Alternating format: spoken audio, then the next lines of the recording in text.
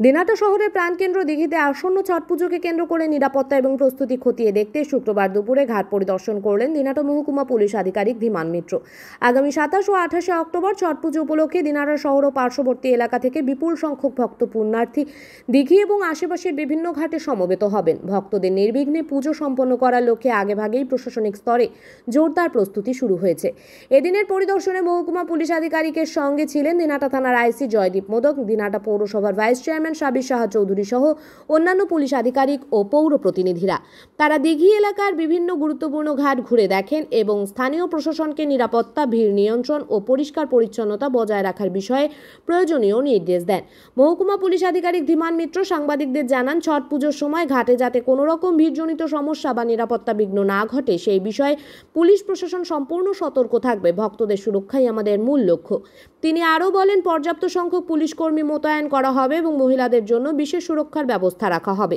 অন্যদিকে দিনহাটা পৌরসভার পক্ষ থেকেও ঘাটের পরিবেশ উন্নত করার উদ্যোগ নেওয়া হয়েছে।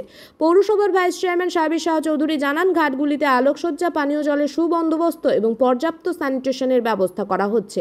পুলিশ ও প্রশাসনের এই তৎপরতা সাধারণ মানুষের মধ্যে স্বস্তির পরিবেশ তৈরি করেছে। স্থানীয় বাসিন্দারা জানান, প্রতি বছরই ছট পুজোয় ভিড় হয়, তবে এবছর এত আগেভাগে প্রশাসন প্রস্তুতি শুরু করায় এবং নিরাপত্তা নিয়ে আশ্বাস দেওয়ায় তারা অনেকটাই নিশ্চিন্ত এবং স্বস্তিতে রয়েছেন। প্রত্যেকবারই এখানে ছট পুজো হয়, এবারেও সেরকমভাবে প্রত্যেকবারের মতো অ্যারেঞ্জমেন্ট এবারেও আছে। আমাদের ভাইস চেয়ারম্যান সাহেব রয়েছেন, আইসি সাহেব রয়েছেন। আমরা আজকে প্রাথমিকভাবে আমাদের এই ঘাট পরিদর্শনের কাজ করলাম, এখনও কাজ কমপ্লিট হয়নি।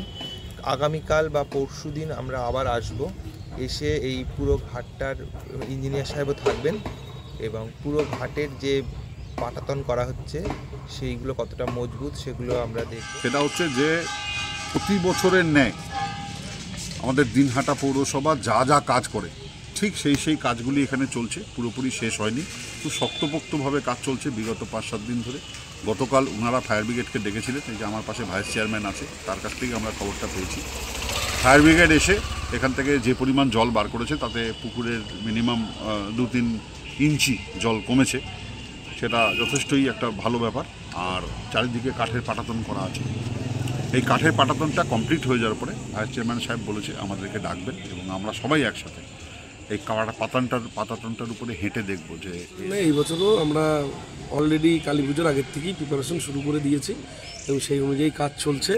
গতকাল যেহেতু জলটা একটু বেশি ছিল, আমরা ফায়ার ব্রিগেডকে ডেকে জলটা 3-4 ইঞ্চি কমানোর ব্যবস্থা করেছি। ফায়ার ব্রিগেড, আমাদের দিনহাটা ফায়ার ব্রিগেড সহযোগিতা করেছে। আজকে আইসি সাহেব, এসডিপিও সাহেব তারা এসছে, তারা বিভিন্ন দিকে যাতে কোনো রকম সিকিউরিটির কোনো প্রবলেম না হয় সেই জিনিসগুলো, এবং মাঠের ভেতরে কোনো রকম ডিজে অ্যালাউ হবে না, অনলি ঢাক অ্যালাউ হবে।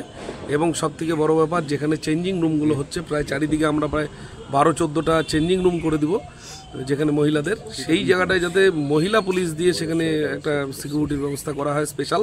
সেটা গত বছরও ছিল, এই বছরও যাতে আরও ভালোভাবে করা হয়। কোনো রকম যাতে অপ্রীতিকর ঘটনা বিগত দিনেও ঘটেনি, এই বছরও না ঘটে। এবং আমাদের মাননীয় মন্ত্রী উদয়ন গুহ মহাশয়, তিনিও প্রতিনিয়ত খবর রাখছেন কোথায় কী হচ্ছে না হচ্ছে। আশা করি উনিও কাল পরশু একবার ফাইনাল ভিজিট করে যাবেন, যেটা উনি প্রত্যেক বছরই করেন।